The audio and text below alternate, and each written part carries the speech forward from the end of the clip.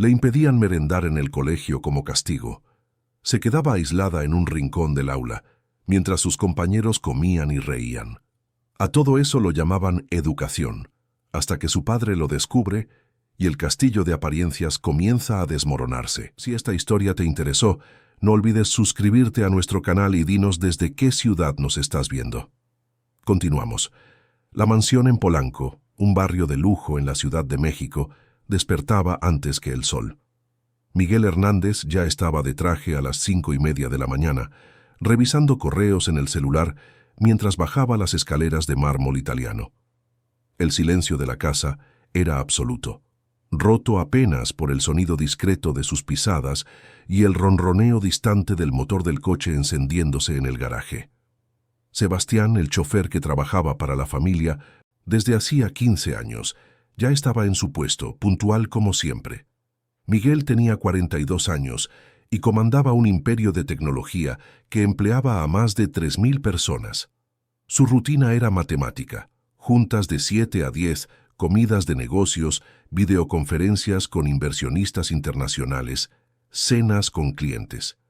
Todo milimétricamente calculado, todo perfectamente ejecutado. No había espacio para la improvisación en la vida de un hombre que había transformado una startup en el sótano de la casa de sus papás en una de las empresas más valiosas del mercado mexicano de aplicaciones corporativas. Doña Marta, el ama, de llaves que cuidaba la mansión desde antes de que naciera la hija de Miguel, ya estaba en la cocina preparando el desayuno. Tenía 63 años, el cabello canoso siempre recogido en un chongo impecable y las manos callosas por décadas de trabajo. Conocía cada rincón de aquella casa, cada cuadro colgado en la pared, cada foto guardada en los cajones. Había sido testigo de la boda de Miguel con Elena, había acompañado el embarazo, había sostenido a la pequeña Isabela en brazos justo después de nacer.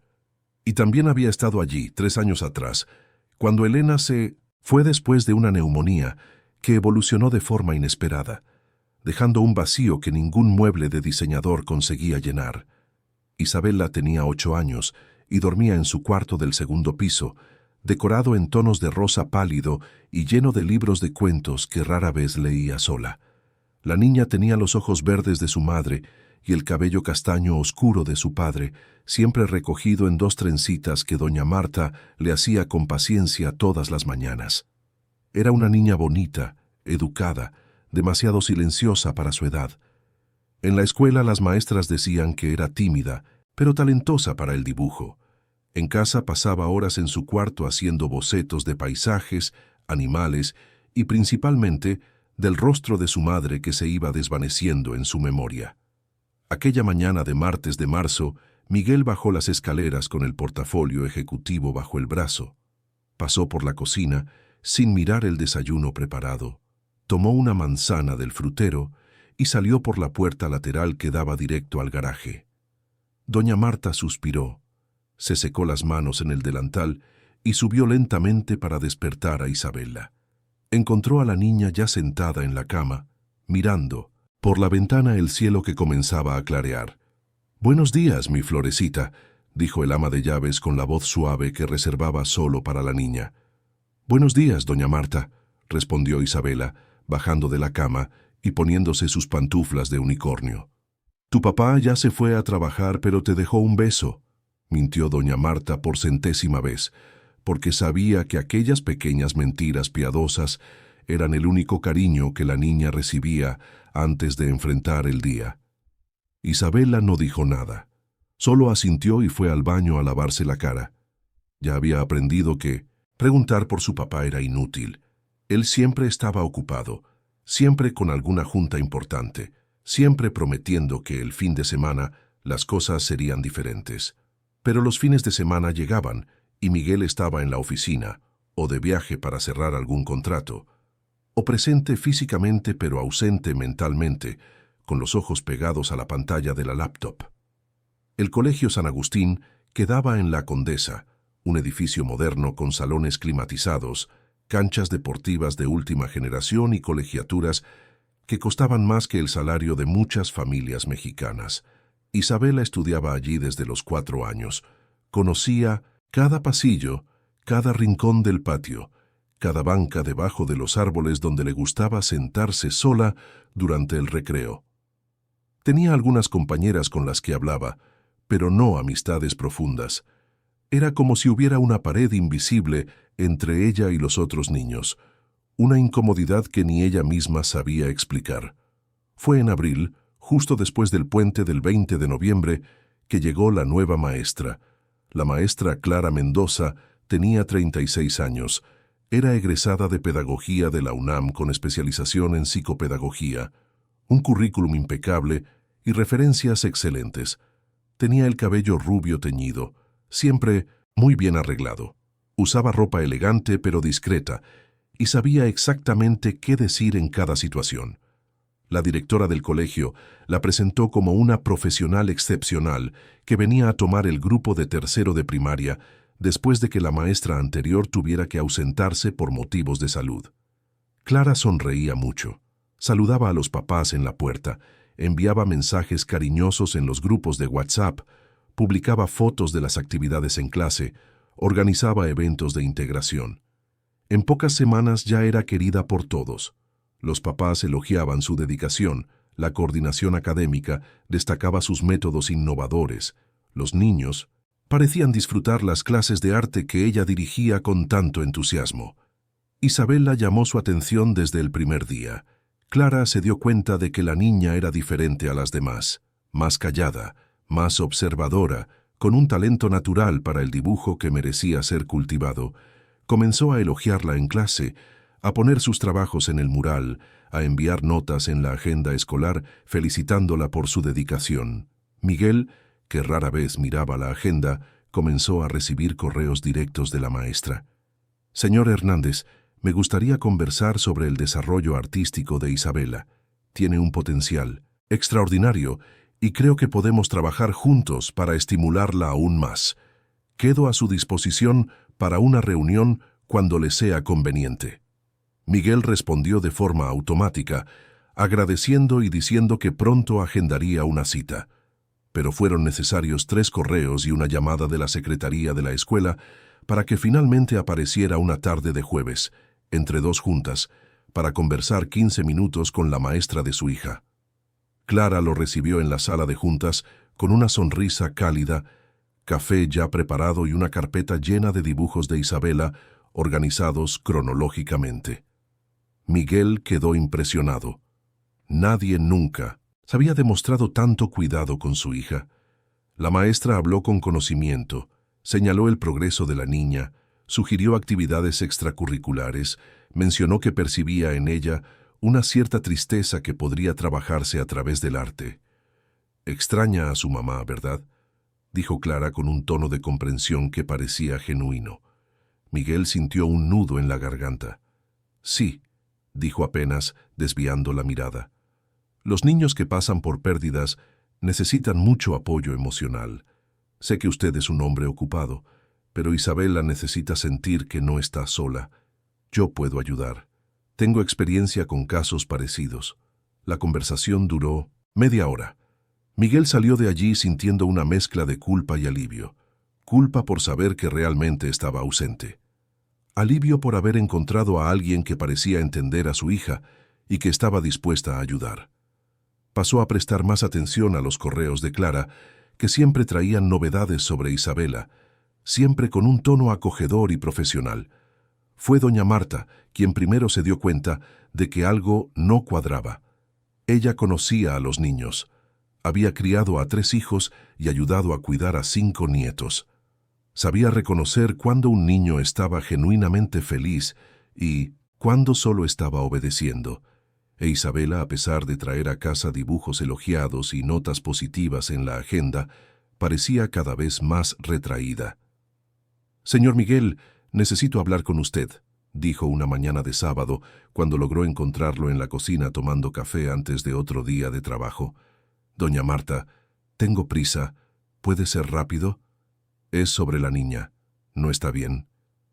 «¿Cómo que no está bien? Sus calificaciones son excelentes. La maestra solo manda elogios». «No es sobre calificaciones, señor Miguel. Es sobre su forma de ser, está demasiado triste. Ya no se ríe como antes. Se queda horas mirando la foto de la señora Elena. Tiene pesadillas casi todas las noches. Miguel se pasó la mano por la cara, impaciente. Doña Marta perdió a su madre. Es normal que todavía esté procesando el duelo. La psicopedagoga que la escuela recomendó dijo que es una fase. Pero, señor Miguel, ¿no se da cuenta de que la niña lo necesita a usted? El dinero y una buena escuela son importantes, pero ella necesita un abrazo, una plática, sentir que su papá está presente. Estoy haciendo lo mejor que puedo, doña Marta. Trabajo todos los días para garantizar que lo tenga todo. ¿No cree que sé que no soy el padre perfecto? Pero lo estoy intentando. El ama de llaves bajó la mirada. Sabía que había límites en esa conversación. Era una empleada. No tenía derecho a insistir más allá de lo que ya había dicho. Solo asintió y volvió a sus tareas, pero la incomodidad seguía allí, creciendo día a día. Clara comenzó a aparecer más en la vida de Miguel. Primero fue un encuentro casual en el supermercado del barrio, donde intercambiaron algunas palabras sobre Isabela. Después, una invitación para un café rápido para discutir un proyecto de arte que el grupo iba a desarrollar y que necesitaba apoyo de los papás. Miguel aceptó, más por educación que por interés, pero acabó encontrando la conversación agradable.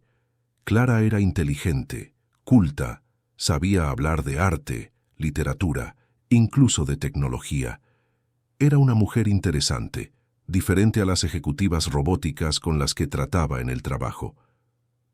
«Admiro mucho lo que ha construido», dijo ella en uno de esos encuentros. «Debe ser difícil conciliar una carrera tan exigente con la crianza de una hija solo». «Es un desafío», admitió Miguel. «A veces siento que estoy fallando en todos los frentes». «No está fallando. Está haciendo lo que puede». E Isabela lo siente. Habla de su papá con mucho orgullo. Miguel sonrió, conmovido por aquellas palabras.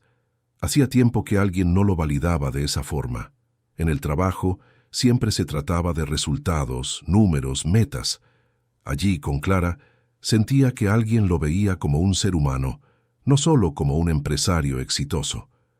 Los meses fueron pasando. Junio llegó con la kermés de la escuela.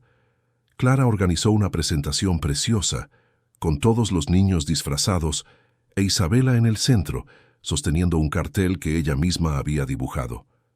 Miguel logró salir del trabajo más temprano para verla. Se emocionó al ver a su hija en el escenario, aunque notó que estaba más nerviosa que los otros niños.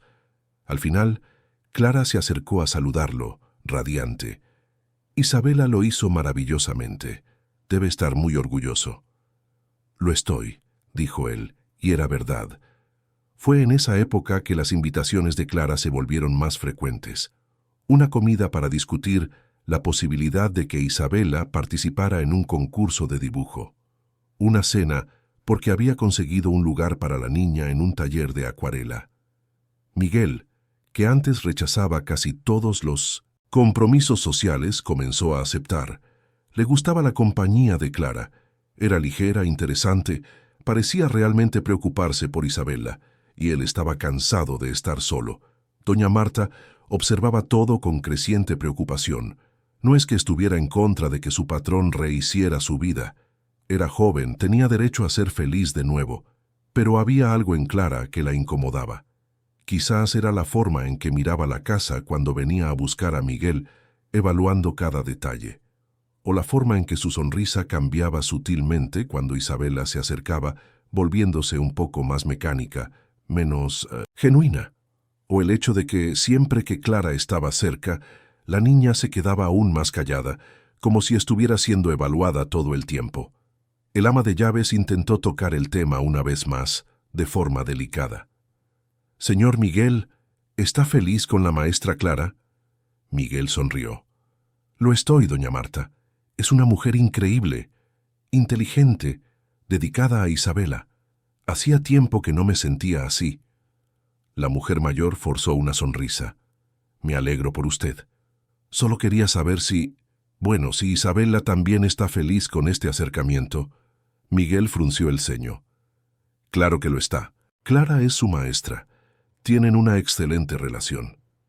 Doña Marta quiso decir que no, que Isabela no parecía feliz, que la niña se encogía cada vez que Clara aparecía, que había algo extraño en aquellos ojos supuestamente cariñosos.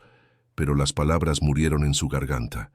¿Quién era ella para cuestionar las decisiones de su patrón? En septiembre, Miguel y Clara oficializaron su noviazgo. La noticia corrió por la escuela como pólvora. A algunos papás les pareció romántico, otros comentaron en voz baja que la situación les parecía un poco extraña, pero nadie dijo nada abiertamente. Clara era demasiado querida, Miguel era demasiado importante, y al final, ¿quiénes eran ellos para juzgar? Isabela fue la última en saber. Miguel se sentó con ella una tarde de domingo, algo rarísimo, y le explicó que estaba saliendo con la maestra Clara y que creía que sería bueno para todos. La niña solo asintió, sin preguntar nada. El padre interpretó el silencio como aceptación. Doña Marta, observando desde la puerta de la cocina, vio lo que Miguel no podía ver.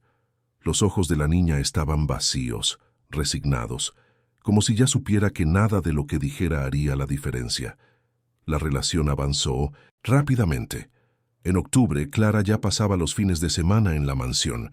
En noviembre comenzó a dejar ropa en el closet. En diciembre, en vísperas de Navidad, Miguel le pidió matrimonio en un restaurante en Polanco, con derecho a fotógrafo discreto y un anillo de diamantes que costaba más que un coche importado. Clara dijo que sí, emocionada, y pronto la noticia estaba en las redes sociales, generando cientos de comentarios y me gusta.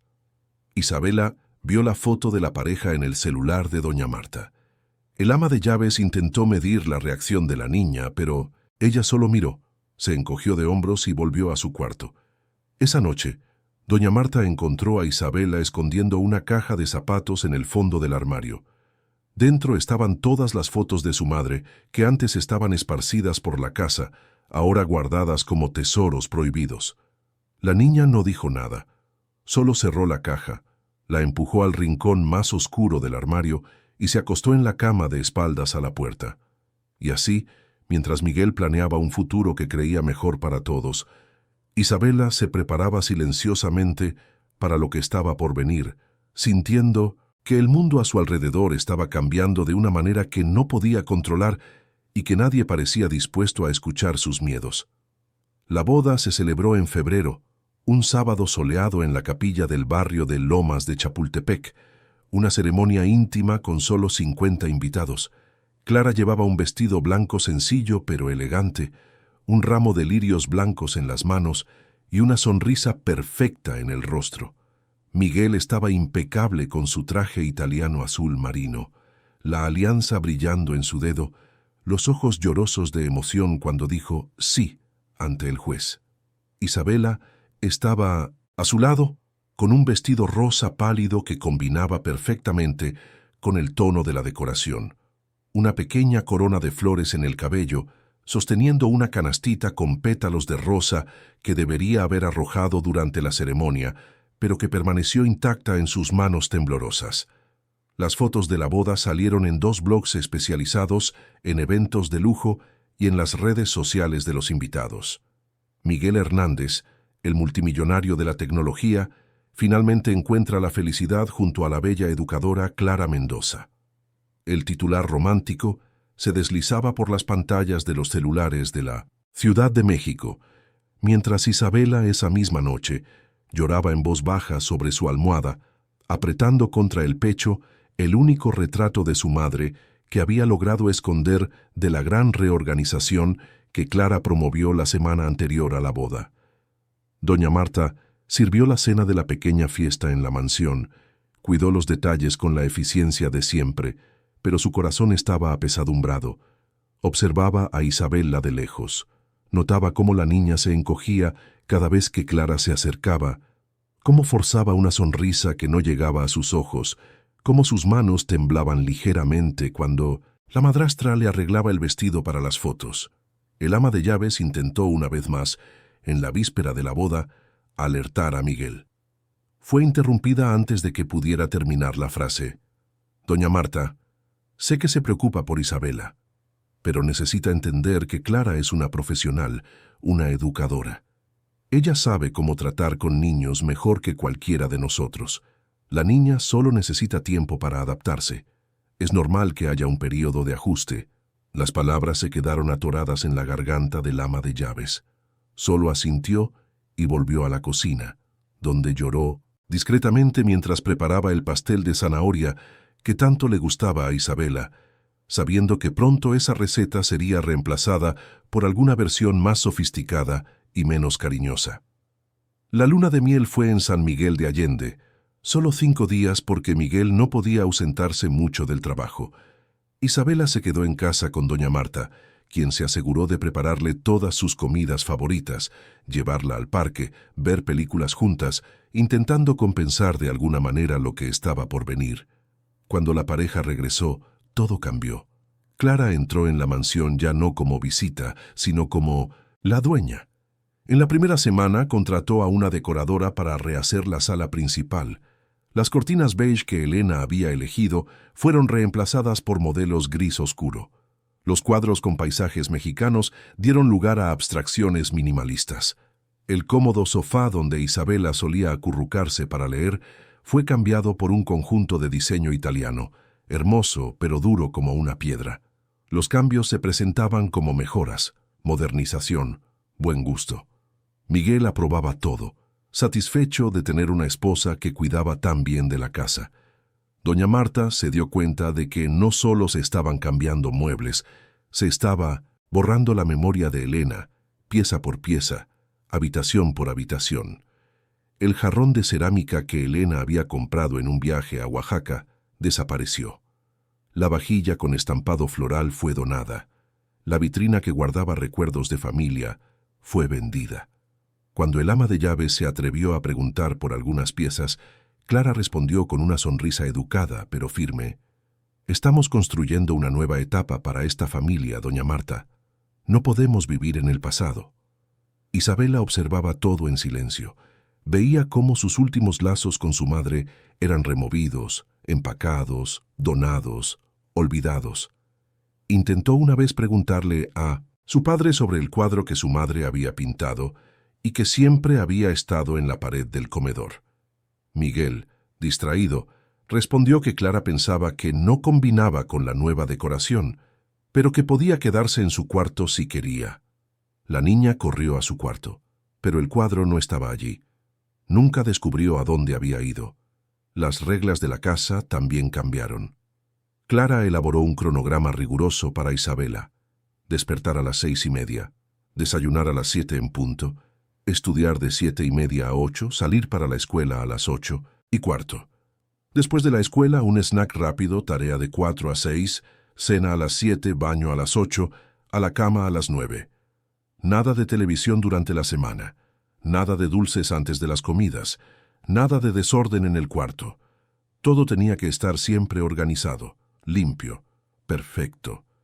Para Miguel, aquello parecía la señal de una esposa dedicada, preocupada por darle estructura a su hijastra. Para Isabela, era una prisión disfrazada de cuidado. Cada minuto del día era controlado, cada movimiento vigilado, cada error señalado con una sonrisa que disfrazaba la exigencia. Sí, la niña tardaba 5 minutos más en el baño. Clara tocaba la puerta recordándole que había un horario que cumplir.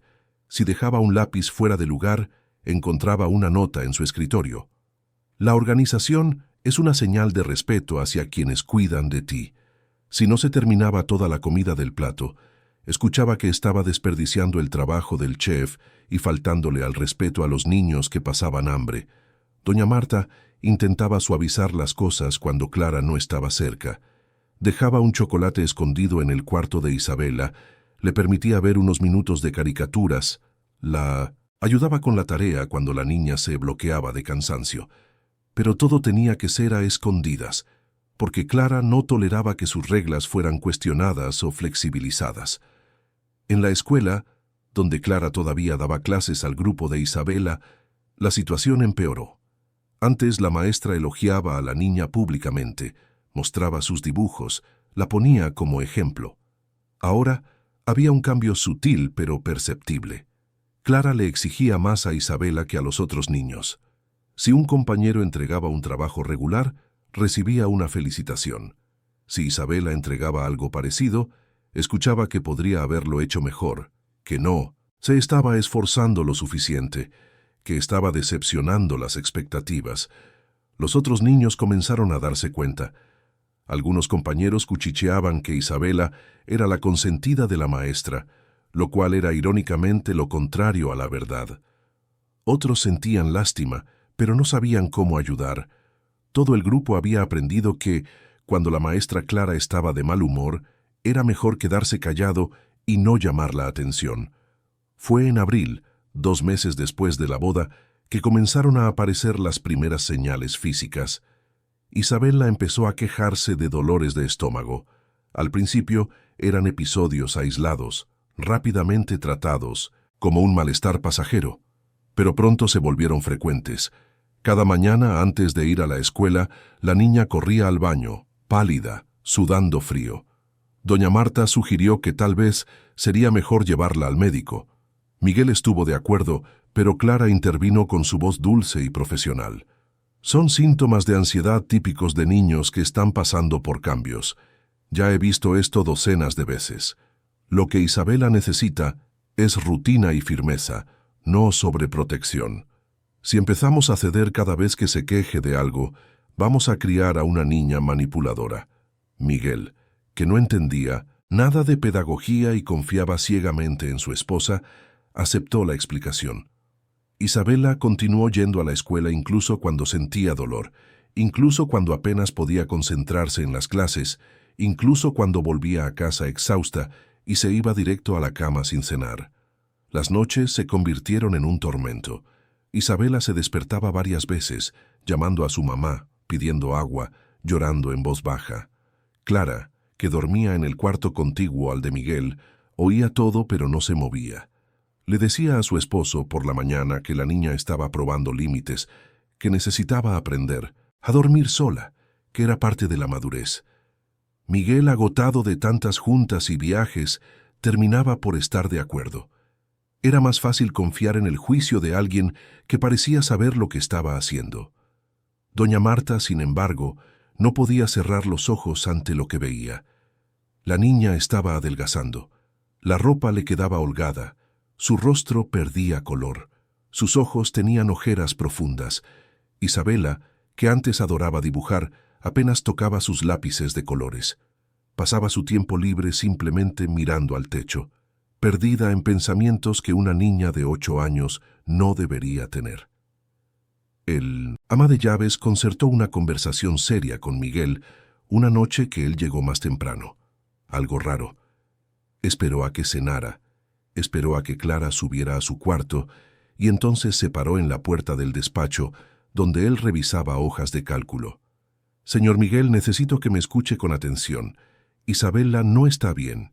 Y no es solo una fase. Se está consumiendo. No come bien, no duerme bien, ya no juega. Esa niña está sufriendo y usted no lo está viendo». Miguel se quitó los lentes, se pasó la mano por el rostro cansado. «Doña Marta, sé que usted se ha encariñado con Isabela, pero Clara es una profesional titulada, con experiencia. Está aplicando métodos educativos modernos que pueden parecer rígidos pero son eficaces. La niña necesita disciplina, límites claros. Eso es amor, aunque no lo parezca». «Eso no es amor, señor Miguel, eso es control». La niña tiene miedo, se encoge cuando Clara se acerca, tiembla cuando va a la escuela. Eso no es normal. El tono de Miguel cambió, se volvió frío. «Usted está sobrepasando sus límites, doña Marta. Clara es mi esposa y la madrastra de Isabela. No voy a aceptar que cuestione la forma en que cuida de mi hija. Si usted no está satisfecha trabajando aquí, puedo entenderlo». El silencio que siguió fue pesado como el plomo. Doña Marta sintió las lágrimas arder en sus ojos, pero no las dejó caer. Asintió, se disculpó por la intromisión y salió del despacho con el corazón roto. Sabía que tenía 2 opciones: aceptar en silencio o arriesgarse a perder su empleo, y peor aún, perder la oportunidad de estar allí, para apoyar a Isabela en los momentos en que más lo necesitara. Eligió quedarse, pero la culpa la carcomía por dentro. Los meses siguientes fueron una espiral descendente disfrazada de normalidad. Para quien miraba desde fuera, todo parecía perfecto.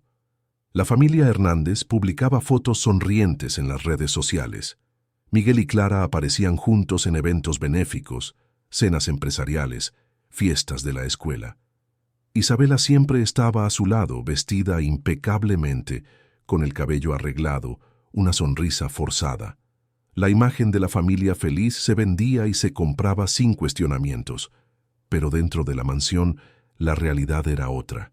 Clara intensificó el control. Pasó a revisar las mochilas de Isabela todos los días, buscando notas, dibujos, cualquier cosa que considerara inapropiada. Encontró una vez un papel donde la niña había escrito: «Quisiera que mamá estuviera aquí». Clara guardó el papel y se lo mostró a Miguel como prueba de que Isabela se estaba aferrando demasiado al pasado y necesitaba ayuda psicológica para superarlo. Miguel, preocupado, contrató a una psicóloga. Clara se aseguró de elegir a la profesional, una colega de la universidad que tenía la misma línea de pensamiento. Los niños necesitan estructura, límites y disciplina. Las sesiones de terapia se convirtieron en una obligación más en la ya sofocante rutina de Isabela. La psicóloga, influenciada por el relato de Clara, se enfocaba en hacer que la niña aceptara la nueva configuración familiar, que dejara de vivir en el duelo, que fuera agradecida por todo lo que tenía. Isabela aprendió rápidamente que no servía de nada decir la verdad. Cuando intentó decirle a la psicóloga que le tenía miedo a su madrastra, la profesional respondió que eso era una resistencia natural y que necesitaba esforzarse más para aceptar el amor que Clara le ofrecía. La niña nunca más tocó el tema. Pasó a responder lo que sabía que querían oír. Sí, se estaba adaptando. Sí, su madrastra era buena. Sí, todo estaba bien. En la escuela la situación llegó a un punto crítico una mañana de junio. Era día de exposición de trabajos en equipo e Isabela, junto con 3 compañeros, tenía que presentar un proyecto sobre los animales de la selva lacandona. La niña había pasado días dibujando ilustraciones para el cartel, una de las pocas cosas que todavía podía hacer con algo de placer, pero a la hora de la exposición, nerviosa, tartamudeó al leer su parte. Olvidó una frase. Empezó de nuevo. Las manos le temblaban sosteniendo el papel. Clara, al frente del salón, observaba con una sonrisa que no llegaba a sus ojos. Cuando Isabela terminó, la maestra no la elogió. Solo dijo, frente a todo el grupo: «Parece que alguien no se preparó bien. Isabela, necesito que te tomes más en serio tus responsabilidades. Puedes volver a tu lugar». La niña se sentó con la cara ardiendo de vergüenza. Los otros grupos expusieron y todos recibieron felicitaciones, aplausos, elogios. Isabela recibió silencio. A la hora del lunch, se quedó sola en un rincón del patio, sin poder comer el sándwich que doña Marta le había preparado con tanto cariño. Una de las empleadas de la cafetería, doña Celia, una señora de piel morena de 50 años que trabajaba allí desde hacía una década, se dio cuenta. Se acercó a la niña, se sentó a su lado. «¿Qué pasó, pequeña? ¿Por qué no estás comiendo?» Isabela la miró con los ojos llorosos. «No tengo hambre, doña Celia». La empleada no insistió, pero se quedó observando. En los días siguientes notó un patrón. Isabela rara vez se comía el lunch completo. Tiraba la mitad, escondía partes en la servilleta, pasaba más tiempo revolviendo la comida que comiendo. Doña Celia lo comentó con otras empleadas. Todas estuvieron de acuerdo en que algo extraño estaba sucediendo, pero nadie sabía exactamente qué. Al fin y al cabo, la maestra Clara era tan dedicada, tan presente, ¿cómo podría haber algún problema? Fue una tarde de julio, un día frío y lluvioso, que doña Marta encontró algo que le heló la sangre. Estaba arreglando el cuarto de Isabela, cambiando las sábanas, cuando vio un cuaderno escondido debajo del colchón. Normalmente, respetaba la privacidad de la niña, pero algo la impulsó a mirar. Abrió el cuaderno y encontró páginas y páginas de notas, escritas a mano, con letra de adulto, una letra que reconoció inmediatamente como la de Clara. Necesitas ser mejor, no puedes decepcionar a tu papá. Si le cuentas cualquier cosa a alguien, tu papá se pondrá muy triste y la culpa será tuya. Cómete todo lo que está en tu plato. Los niños que desperdician comida no merecen tener que comer. Deja de llorar, ya estás muy grande para eso. Tu mamá no va a volver, así que es mejor que lo aceptes de una vez. Había docenas de notas, algunas con frases motivacionales distorsionadas, otras con amenazas veladas, todas escritas en un tono que mezclaba un falso cariño con un control absoluto. Doña Marta se sentó en la cama, sosteniendo el cuaderno con manos temblorosas, sintiendo las náuseas subir por su garganta. Aquello no era educación, aquello era abuso emocional, sistemático, cruel, escondido detrás de una fachada de profesionalismo. Tenía que mostrarle eso a Miguel, tenía que hacer que viera. Bajó las escaleras con el cuaderno bajo el brazo, decidida, pero al llegar a la sala, encontró a Clara sentada en el sofá, mirando su celular, con esa sonrisa serena en el rostro. La madrastra levantó la vista, vio el cuaderno en las manos del ama de llaves y su sonrisa se tensó 1 milímetro. ¿Qué es eso, doña Marta? El ama de llaves dudó. Solo estaban ella y Clara allí. Miguel no llegaría antes de las 9 de la noche. Isabela estaba en su cuarto. Si le mostraba el cuaderno ahora, Clara tendría tiempo de inventar una excusa, de darle la vuelta a la situación, de hacer parecer que doña Marta estaba inventando cosas. Y peor, podría vengarse de la niña después, culpándola por haber guardado las notas. Es solo un cuaderno de Isabela que necesita una portada nueva, mintió, forzando una sonrisa. Clara la estudió por un largo momento, como un depredador evaluando a su presa. Luego asintió y volvió a mirar su celular. Doña Marta subió de nuevo, guardó el cuaderno en el fondo de su propio armario, donde Clara nunca buscaría. Esperaría el momento adecuado. Tenía que ser estratégica. Tenía que asegurarse de que, cuando lo mostrara, Miguel no tuviera cómo negarlo, cómo desviarse, cómo ignorarlo. Pero ese momento adecuado parecía cada vez más lejano, mientras Isabela se consumía un poco más cada día que pasaba, atrapada en una telaraña de control que la apretaba silenciosamente. Agosto llegó trayendo un frío atípico para la Ciudad de México. Las mañanas amanecían envueltas en neblina. El cielo permanecía gris por días seguidos y la humedad se calaba hasta los huesos. Isabela se despertaba cada vez más temprano, sacada de sus sueños por pesadillas que no podía explicar. Pasaba las madrugadas mirando al techo, escuchando los pasos de Clara en el pasillo, el crujido de puertas abriéndose y cerrándose, esa presencia constante que la hacía sentirse vigilada incluso cuando estaba sola. Los síntomas físicos se intensificaron. Los dolores de estómago eran diarios ahora, acompañados de náuseas matutinas que la hacían vomitar antes de ir a la escuela. Isabela estaba pálida, con ojeras moradas marcando su rostro infantil. Su ropa, incluso después de que doña Marta la ajustara, seguía quedándole holgada. La niña estaba literalmente desapareciendo ante los ojos de todos, pero solo el ama de llaves parecía realmente verlo. Miguel estaba más ausente que nunca. La empresa pasaba por una fusión compleja con un grupo europeo, lo que exigía juntas que se extendían hasta la madrugada, viajes de última hora, videoconferencias con ejecutivos de diferentes usos horarios.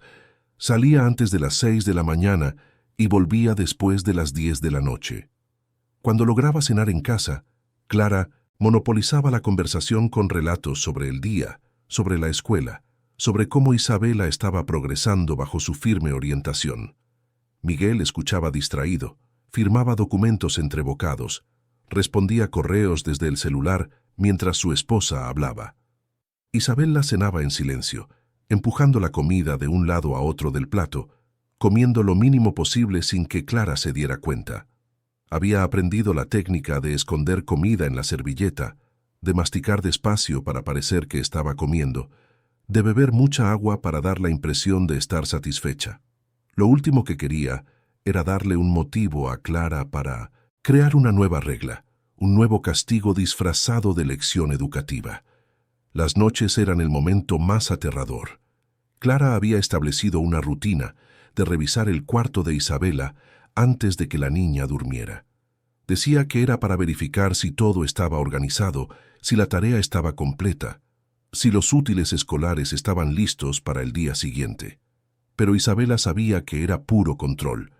La madrastra abría cajones, revisaba el armario, pasaba el dedo por los estantes buscando polvo, leía las anotaciones en sus cuadernos y siempre dejaba una nueva nota en el buró o dentro de la mochila. Puedes hacerlo mejor. Tu papá trabaja tanto por ti, no lo decepciones. Mañana quiero ver más dedicación. Recuerda, las niñas educadas no se quejan, agradecen. Doña Marta intentaba compensar de la única forma que podía.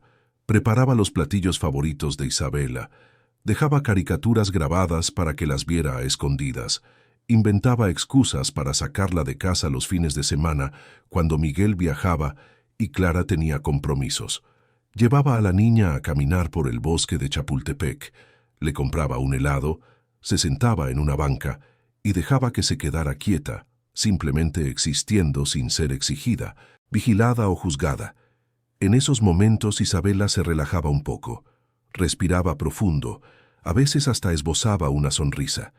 Pero el ama de llaves sabía que no era suficiente. El cuaderno con las notas seguía escondido en su armario, pesando en su conciencia. Necesitaba mostrárselo a Miguel, pero cada intento de hablar con él era interrumpido, pospuesto o resultaba en una respuesta impaciente. El empresario estaba completamente consumido por el trabajo y ciego por la confianza que depositaba en Clara. En la escuela, la situación alcanzó nuevos niveles de crueldad disfrazada. Clara, al notar que Isabela estaba cada vez más apagada, intensificó el control bajo la justificación de estar ayudando a la niña a salir de su letargo. Comenzó a implementar lo que llamaba ejercicios de responsabilidad. Uno de esos ejercicios ocurría a la hora del lunch. Clara empezó a recoger la lonchera de Isabela en cuanto la niña llegaba al salón. La guardaba en un cajón con llave y solo se la devolvía si consideraba que se había comportado adecuadamente durante las clases de la mañana. Cualquier error, cualquier distracción, cualquier respuesta incorrecta era motivo para que la lonchera permaneciera encerrada. Isabela se quedaba entonces sentada en un rincón del salón durante el recreo, viendo a sus compañeros comer, jugar, reír, mientras ella solo observaba, con el estómago rugiendo y el corazón apretado. Cuando algún compañero le ofrecía la mitad de su lunch, Clara intervenía. «No, agradécele pero no aceptes. Isabela necesita aprender que las cosas se conquistan con esfuerzo, no con la lástima de los demás». Los otros maestros comenzaron a notarlo. Doña Celia, de la cafetería, veía a Isabela aislada, recreo tras recreo. La maestra de educación física se dio cuenta de que la niña estaba débil, mareada, sin energía para participar en las actividades. La bibliotecaria notó que Isabela iba allí no para leer, sino para esconderse, para tener un lugar donde nadie la vigilara por unos minutos. Algunos profesionales intentaron hablar con la coordinación académica, pero Clara estaba extremadamente bien relacionada. Tenía una amistad cercana con la directora, era admirada por los padres por su aparente dedicación, participaba en todas las juntas y consejos. Cuando alguien expresaba preocupación por Isabela, Clara explicaba con paciencia y firmeza profesional que la niña estaba pasando por un proceso de adaptación familiar difícil, que tenía tendencias manipuladoras típicas de niños que han perdido a su madre y que el método aplicado era recomendado por psicopedagogos de renombre. Y siempre terminaba con: «El padre confía plenamente en mi trabajo.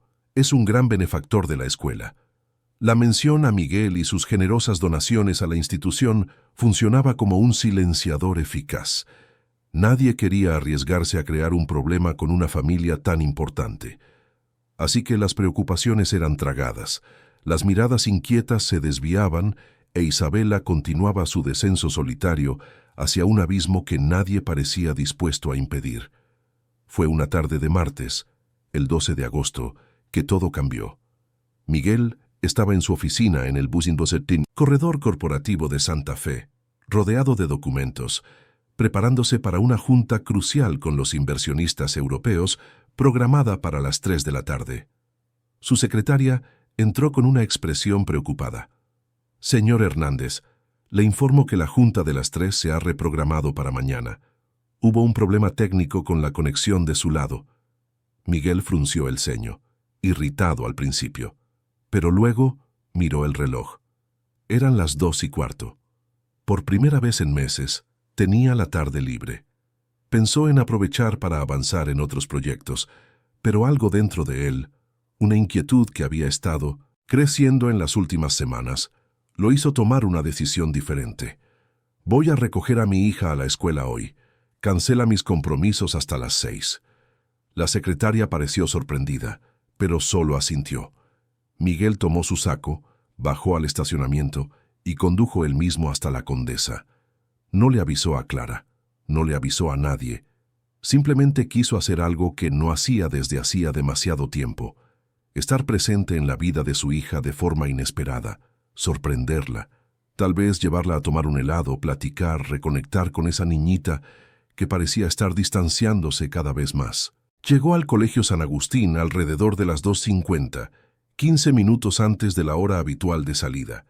Se estacionó un poco lejos de la entrada principal, entró por la recepción donde fue recibido con sonrisas y reverencias del personal administrativo. Dijo que quería darle una sorpresa a su hija, que le gustaría esperarla cerca de su salón. La recepcionista servicial lo acompañó hasta el pasillo de tercero de primaria. Comentó que era muy raro ver a los papás tan presentes y que Isabela se pondría muy feliz. Miguel caminó por el pasillo vacío, con olor a gis y útiles escolares, escuchando el murmullo distante de las voces infantiles. Se acercó a la puerta del salón donde Clara daba clases. Había una ventana estrecha en la parte superior de la puerta, de esas que permiten ver el interior sin ser visto. Se acercó, curioso por observar a su hija en clase, imaginando verla concentrada, dibujando, interactuando con sus compañeros.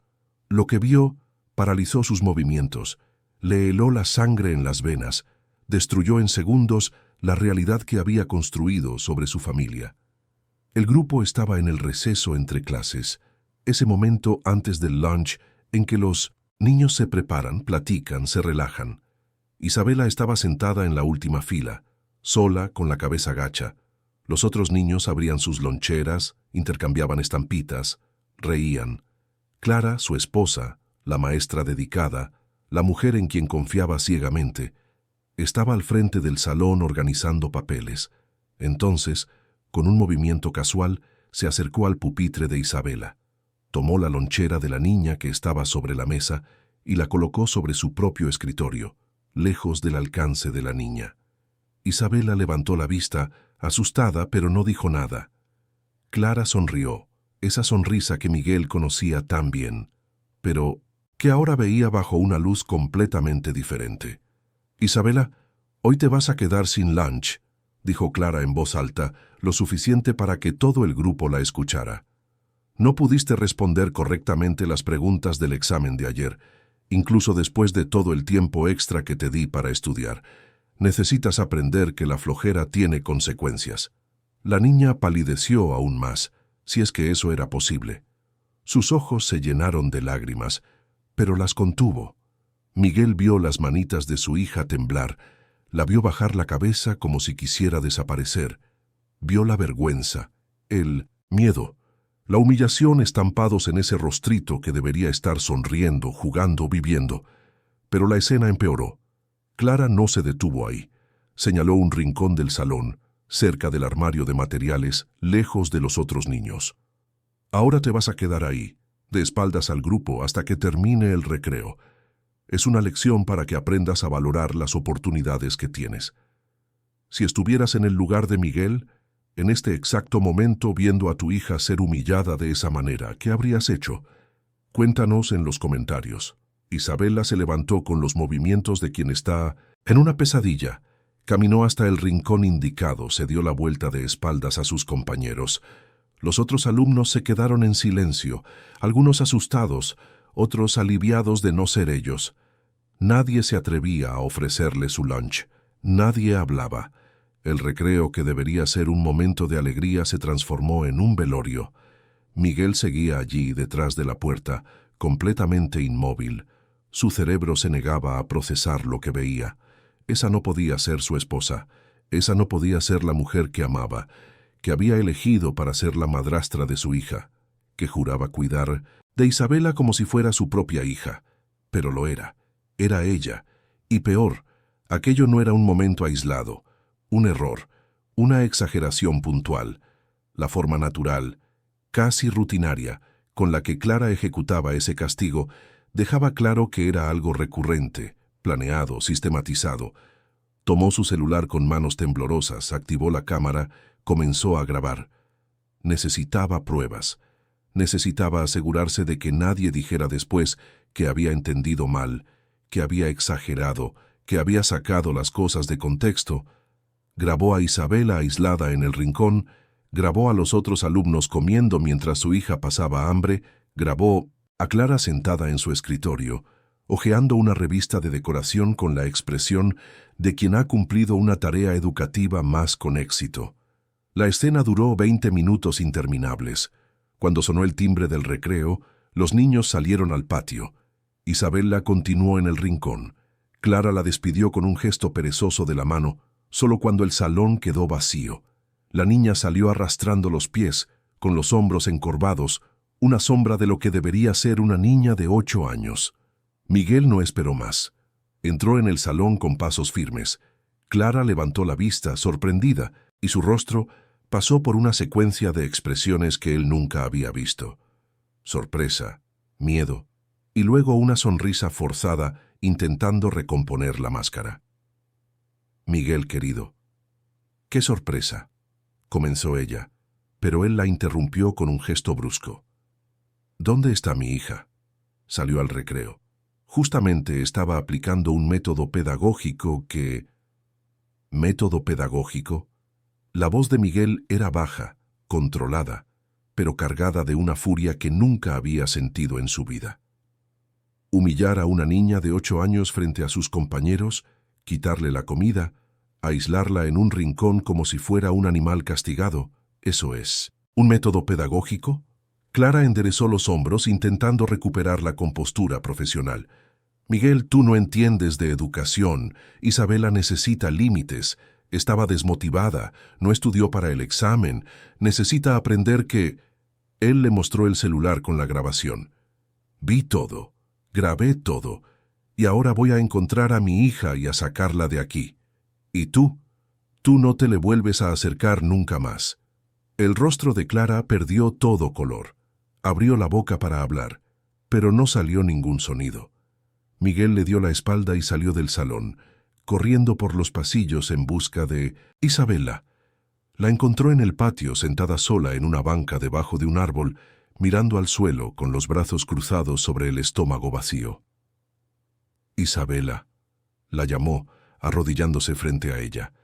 La niña levantó los ojos, desorbitados de sorpresa y miedo. «Papá, ¿qué haces aquí? Vine a buscarte. Vámonos». Pero la clase todavía no termina.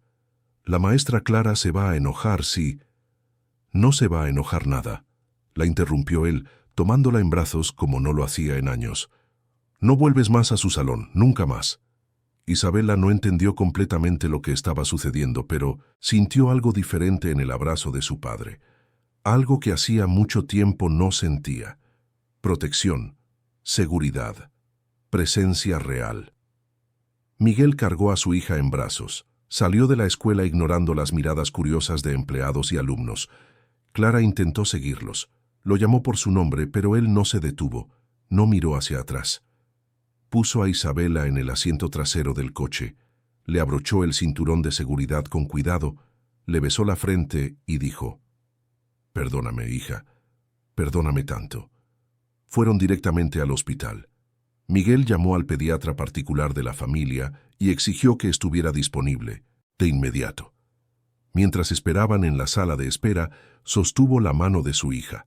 Miró ese rostrito pálido, esos ojos hundidos, ese cuerpo demasiado frágil para su edad, y sintió una culpa tan profunda que apenas podía respirar. ¿Cómo había sido tan ciego? ¿Cómo había delegado el amor, la protección, el cuidado de su propia hija a alguien en quien confió sin cuestionar? ¿Cómo había ignorado las señales, los intentos de doña Marta por alertarlo, los evidentes síntomas físicos, el cambio en el comportamiento de Isabela? El pediatra examinó a la niña durante casi 2 horas. Pidió análisis de sangre, radiografías, un ultrasonido. Los resultados comenzaron a llegar a lo largo de la tarde y cada uno era una puñalada en el pecho de Miguel. Desnutrición moderada, gastritis erosiva, provocada por estrés crónico, anemia, trastornos del sueño, señales de sufrimiento psicológico intenso. El médico, un señor de 50 años con 3 décadas de experiencia, cerró la carpeta con los resultados y miró a Miguel con seriedad. «Señor Hernández, estos síntomas no aparecen de la noche a la mañana. Isabela ha estado pasando por esto durante meses. Necesito preguntar, ¿qué está sucediendo en casa?» Miguel le contó todo. La maestra, que se convirtió en madrastra, las reglas rígidas, el control, y finalmente, lo que había visto esa tarde en la escuela. El médico escuchó en silencio y luego dijo sin rodeos: «Lo que usted está describiendo no es educación, es abuso emocional, y los efectos en el cuerpo de Isabela lo comprueban. Ella necesita tratamiento médico urgente, acompañamiento psicológico especializado y, principalmente, necesita ser alejada de inmediato de la persona que le está causando este sufrimiento». Las palabras cayeron sobre Miguel como piedras. Abuso. Había permitido que su hija fuera abusada dentro de su propia casa, dentro de la escuela, por alguien que él mismo había puesto en esa posición de poder. La responsabilidad era suya, la culpa era suya. El sufrimiento de Isabela era consecuencia directa de sus decisiones, de su ausencia, de su conveniente ceguera. Esa noche, Miguel no volvió a la mansión. Llevó a Isabela a un hotel, le pidió a doña Marta que trajera ropa y artículos personales de la niña. El ama de llaves llegó cargando maletas, con lágrimas corriendo por su rostro. Cuando vio a Miguel sosteniendo a Isabela en brazos, protegiéndola finalmente, se derrumbó a llorar. El patrón la abrazó, le pidió disculpas por no haber escuchado sus advertencias y le agradeció por nunca haberse rendido en el cuidado de la niña. Doña Marta entonces fue a su cuarto, tomó el cuaderno escondido con todas las notas de Clara y se lo entregó a Miguel. «Es mejor que lo vea todo. Necesita saber la magnitud de lo que estaba pasando». Él pasó la noche leyendo cada nota, cada palabra cargada de manipulación, control y crueldad disfrazada de cuidado. Sintió náuseas, furia, dolor, pero, sobre todo, sintió vergüenza. Vergüenza por haberle fallado tan completamente a la persona que más amaba en el mundo. Mañana siguiente trajo decisiones irreversibles. Miguel se despertó temprano en el hotel. Observó a Isabela todavía durmiendo en el sofá-cama de al lado, con el rostro finalmente relajado después de una noche sin pesadillas, y tomó el teléfono. Su primera llamada fue para el mejor abogado de familia de la Ciudad de México. La segunda, para el Ministerio Público. La tercera, para la directora del Colegio San Agustín. Cada conversación fue firme, objetiva, cargada de una determinación que nunca había sentido, ni en las negociaciones empresariales más difíciles. A las 9 de la mañana, Miguel estaba en el despacho del abogado con la grabación del celular, el cuaderno de notas, los informes médicos y una lista de testigos que incluía a doña Marta, doña Celia de la cafetería y otros empleados de la escuela que, al saber que finalmente alguien estaba tomando cartas en el asunto, se sintieron animados a hablar. El abogado, un hombre experimentado de 60 años que ya lo había visto todo, palideció al revisar el material. «Este es un caso clásico de abuso emocional continuado», afirmó con seriedad, «y el hecho de que haya ocurrido tanto en la escuela como en casa, con abundante documentación, hace que la situación sea jurídicamente muy clara. Vamos a solicitar una orden de restricción inmediata, demandar por daños morales, requerir su alejamiento definitivo de cualquier contacto con la niña. También vamos a notificar a la Secretaría de Educación Pública para que responda éticamente por su conducta. Miguel asintió, firmando cada documento necesario. Por primera vez en meses, sentía que estaba haciendo algo concreto para proteger a su hija. Ya no se trataba solo de dinero o recursos. Se trataba de estar presente, de tomar decisiones difíciles, de enfrentar las consecuencias de su propia ceguera. Esa misma mañana, oficiales de Minnemesia Justicia tocaron a la puerta de la mansión en Polanco. Clara recibió la notificación de la orden de restricción con las manos temblorosas. Leyó que tenía prohibido acercarse a Isabela a menos de 200 metros, que no podía frecuentar el Colegio San Agustín y que enfrentaría un proceso judicial por daños morales y abuso psicológico. Junto con la notificación, vino la citación para declarar en el Ministerio Público y la demanda de divorcio contencioso con solicitud de indemnización. La máscara finalmente cayó. Clara intentó llamar a Miguel docenas de veces. Le envió mensajes desesperados, a veces justificándose, a veces amenazando, a veces suplicando. Él bloqueó todos sus contactos. No había nada más que decir. La mujer que creía conocer nunca había existido. Era solo una fachada bien construida, un personaje representado con maestría. El escándalo no tardó en extenderse. Algunos padres de alumnos del Colegio San Agustín, que desde hacía tiempo sospechaban algo pero tenían miedo de hablar, comenzaron a aparecer con relatos similares. Una madre contó que su hijo, compañero de Isabela, llegaba a casa contando que la maestra Clara era muy mala con su hijastra, que la dejaba sin lunch, que le gritaba en privado. Otro padre reveló que su hija había presenciado a Isabela llorando en el baño, pero que la maestra le había prohibido contárselo a cualquier adulto.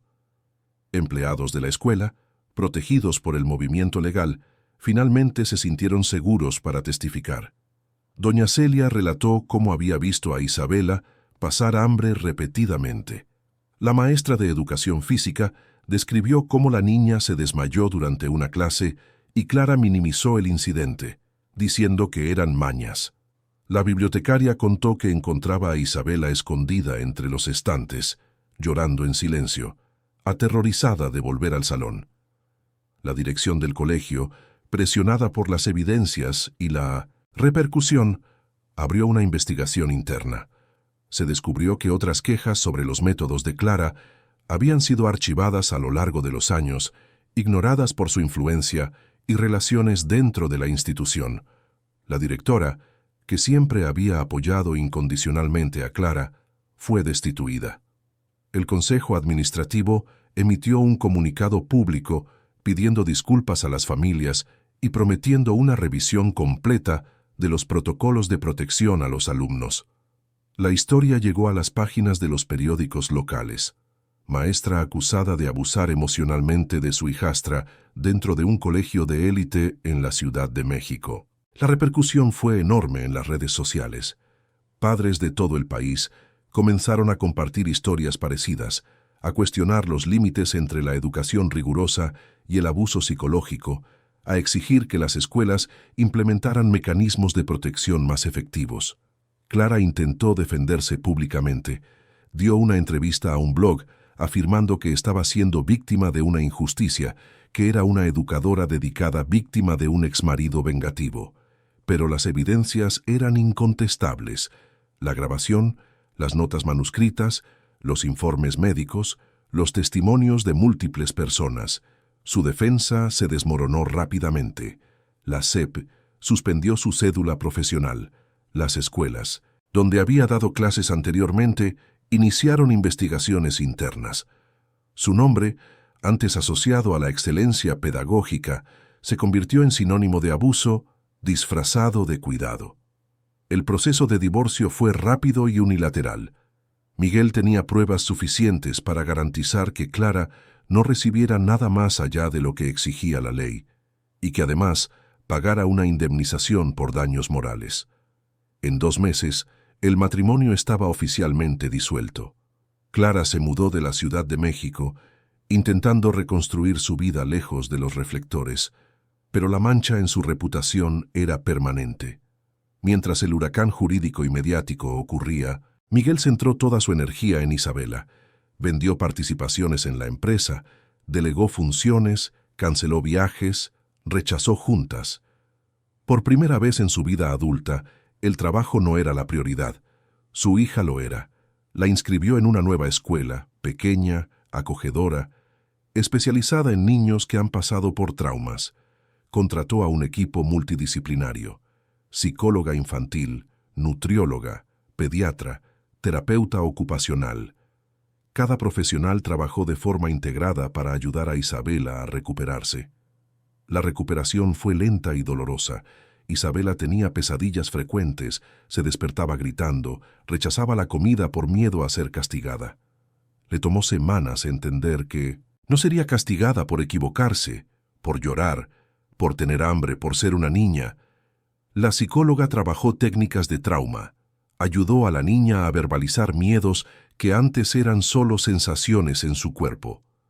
La nutrióloga creó un plan alimenticio amable, sin presión, respetando el tiempo de Isabela para reconstruir una relación saludable con la comida. Miguel estuvo presente en cada etapa.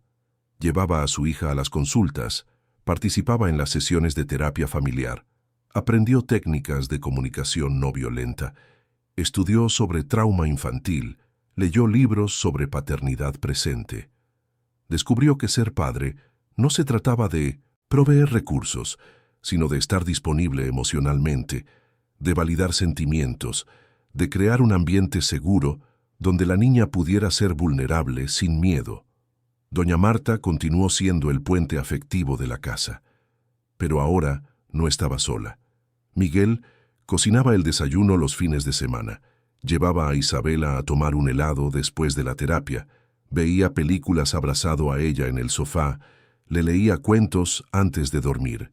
Pequeños gestos que, para muchas familias, eran rutina, pero para ellos eran la reconstrucción de un vínculo pieza por pieza. Los meses se convirtieron en estaciones.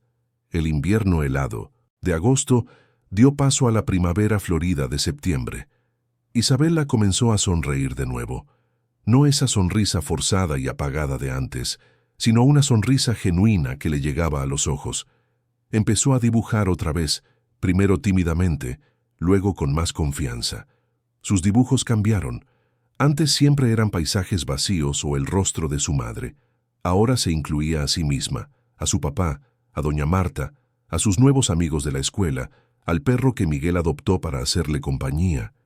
La gastritis fue tratada con medicamentos y una dieta adecuada. El peso volvió gradualmente, con un cuidadoso seguimiento de la nutrióloga. Las noches de sueño mejoraron a medida que la sensación de seguridad se consolidaba. Isabela todavía tenía días malos, momentos en que el recuerdo del trauma regresaba, pero ahora tenía adultos presentes para acogerla, para recordarle que estaba a salvo, que nadie más la lastimaría. En la nueva escuela, floreció. Los maestros estaban capacitados en educación informada en trauma, sabían reconocer señales de sufrimiento, trabajaban con paciencia y amabilidad. Isabela hizo amigos de verdad, participó en talleres de arte, ganó un premio en un concurso de dibujo de la ciudad. El talento artístico, que Clara había utilizado como herramienta de manipulación, se convirtió en una fuente genuina de alegría y expresión. 2 años después del descubrimiento, Miguel miraba a su hija de 10 años y veía a una niña completamente diferente de aquella que se encogía en el rincón de un salón. Isabela reía a carcajadas, corría en el parque, tenía opiniones, expresaba sus sentimientos, comía con apetito, dormía tranquila. El proceso de sanación no había sido lineal, había tenido retrocesos y dificultades, pero la transformación era innegable. El empresario también se transformó. Redujo su carga de trabajo en un 40%, delegó operaciones, invirtió en ejecutivos competentes para asumir funciones que antes centralizaba. Descubrió que la empresa no se desmoronaba sin su presencia constante y que, de hecho, funcionaba mejor con una gestión distribuida. Tenía más tiempo para Isabela, para sí mismo, para vivir más allá de los números y las hojas de cálculo. Comenzó a asistir a grupos de apoyo para padres que habían pasado por situaciones similares. Se dio cuenta de que no estaba solo. Había cientos de familias donde el abuso emocional ocurría disfrazado de educación, de disciplina, de amor rudo. Conversó con padres que también habían sido ciegos, que también habían confiado en la persona equivocada, que también cargaban con la culpa. Esos encuentros lo ayudaron a procesar su propio viaje, a perdonarse a sí mismo, a transformar el dolor en aprendizaje. Fue en una de esas reuniones que conoció a otros padres interesados en crear algo más grande, un movimiento, un proyecto, una forma de evitar que otros niños pasaran por lo que Isabela pasó. Juntos, fundaron una ONG llamada Ojos Atentos, enfocada en educar a padres, maestros y comunidades sobre las señales de abuso emocional infantil, sobre la diferencia entre la disciplina saludable y el control destructivo, sobre la importancia de creerles a los niños cuando, aunque sea indirectamente, piden ayuda.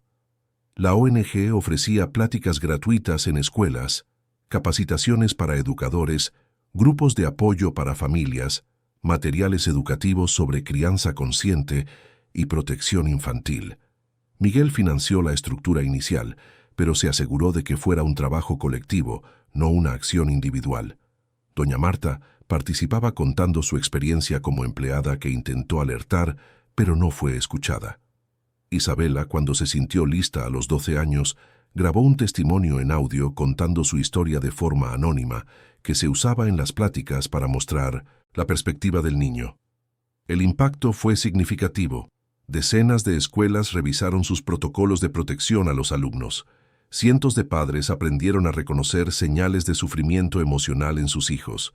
Varios casos de abuso fueron identificados e interrumpidos gracias a la concientización promovida. La ONG creció, abrió sedes en otras ciudades, creó alianzas con el DIF y las secretarías de educación. Isabela creció. A los 15 años era una adolescente segura, comprometida, talentosa. Mantenía acompañamiento terapéutico, no porque estuviera enferma, sino porque había aprendido a valorar la salud mental como parte del cuidado de sí misma. Estudiaba en 1900 una escuela de arte. Quería estudiar psicología en la universidad. Soñaba con trabajar con niños que habían pasado por traumas similares al suyo. A los 18 años, hizo el examen de admisión y quedó en primer lugar en psicología en la UNAM. En la fiesta de celebración, modesta pero llena de afecto en la mansión de Polanco, que ahora era un verdadero hogar, Isabela dio un discurso que dejó a todos los presentes con lágrimas en los ojos. No me define lo que me pasó cuando tenía 8 años. Me define la forma en que lo superé, las personas que me apoyaron, mi papá que despertó a tiempo para salvarme, doña Marta que nunca se rindió conmigo, los profesionales que me ayudaron a reconstruirme. Hoy sé que puedo usar esa experiencia para ayudar a otros niños a encontrar sus voces, a que les crean, a sentirse seguros. Eso es lo que quiero hacer con mi vida. Miguel la abrazó emocionado y se dio cuenta de que ese momento era la prueba de que la redención era posible, que incluso después de haber fallado tan terriblemente, era posible corregir el rumbo, asumir la responsabilidad, trabajar incansablemente por la sanación. No borraba el pasado, no deshacía el dolor que Isabela había sentido, pero transformaba el sufrimiento en propósito. Años después, con Isabela ya graduada y trabajando en una clínica especializada en trauma infantil, Miguel fue invitado a dar una conferencia en un congreso de educación. Subió al escenario, un hombre de 50 y tantos años que había aprendido las lecciones más duras de la vida, y contó su historia sin filtros. Habló sobre el empresario obsesionado con el éxito que descuidó a su propia hija, sobre la esposa que parecía perfecta, pero era una depredadora, sobre las señales que ignoró, sobre el ama de llaves que intentó alertarlo y no fue escuchada, sobre el momento devastador en que finalmente vio la verdad, sobre el largo camino de recuperación, sobre la transformación que ocurrió cuando eligió, finalmente, ser el padre que su hija necesitaba. El mensaje final resonó en el auditorio: no podemos delegar el amor, No podemos creer que el dinero, la estructura o los profesionales competentes sustituyen la presencia. Los niños necesitan adultos que estén atentos, disponibles, dispuestos a escuchar incluso cuando es incómodo. Necesitan saber que se les creerá cuando pidan ayuda, aunque sea de forma silenciosa. Y nosotros, los adultos, necesitamos tener la humildad de reconocer cuando nos equivocamos y el valor de enmendarlo. El público se puso de pie en aplausos. Muchos lloraban. Después de la conferencia, decenas de padres se le acercaron, compartiendo sus propias historias, pidiendo orientación, agradeciéndole por haber tenido el valor de exponer sus fallas públicamente. Isabela estaba al fondo del auditorio, viendo a su padre. Él la vio, sonrió, y ella le devolvió la sonrisa. Una sonrisa de complicidad, de perdón, de gratitud mutua. Habían recorrido juntos un camino doloroso, pero habían llegado al otro lado, no enteros como antes, porque el trauma deja marcas, pero más fuertes, más conscientes, más humanos. Aquella niña que un día estuvo aislada en el rincón de un salón de clases, pasando hambre y vergüenza, ahora era una profesional que ayudaba a otros niños a encontrar su voz. Aquel padre que un día fue ciego por la ambición y la confianza mal depositada, ahora era un defensor incansable de la protección infantil y la paternidad presente. Y doña Marta, ya jubilada pero siempre presente, observaba todo desde la primera fila, con las manos entrelazadas y el corazón en paz, sabiendo que su terquedad, su negativa a rendirse, con esa niña había marcado toda la diferencia, que incluso cuando parecía que nadie escuchaba, sus palabras habían plantado semillas que germinaron en el momento justo. La historia de Miguel e Isabela no era sobre un final feliz perfecto donde todo se resolvía mágicamente. Era sobre la cruda realidad de las familias que enfrentan desafíos, que cometen errores, que necesitan reconstruir vínculos fragmentados. Era sobre el hecho de que el abuso puede ocurrir en los lugares más insospechados, practicado por las personas de las que menos sospechamos, y que la única forma de combatirlo es a través de la vigilancia amorosa, la escucha atenta y el valor de actuar incluso cuando es inconveniente. Era sobre un padre que aprendió, dolorosamente, que estar presente no se trata de la cantidad de tiempo, sino de la calidad de la presencia. Sobre una niña que descubrió que su voz importa, que sus sentimientos son válidos, que merece ser cuidada con amabilidad. Sobre un ama de llaves que enseñó que insistir en el cuidado, incluso cuando no es reconocido, puede salvar vidas. Y sobre una sociedad que necesita urgentemente dejar de confundir el control con el amor, la rigidez con la educación, el abuso con la disciplina. Han pasado años desde aquella tarde de agosto en que un padre entró unos minutos antes a un salón de clases y vio lo que le estaba sucediendo a su hija. Pero ese momento cambió trayectorias, salvó una vida, despertó conciencias, creó movimientos, demostró que nunca es demasiado tarde para ver, para actuar, para empezar de nuevo. Y que el mayor milagro no es que todo sea perfecto, sino que, incluso después del sufrimiento, todavía sea posible reconstruir el amor, la confianza y la esperanza. Queridos oyentes, esperamos que la historia de Miguel e Isabela haya tocado su corazón. Si te emocionaste, haz clic en el botón de me gusta, suscríbete al canal y cuéntanos en los comentarios qué fue lo que más te marcó. Todos los días traemos historias intensas como esta, que revelan el lado más profundo del alma humana. Te esperamos en el próximo episodio.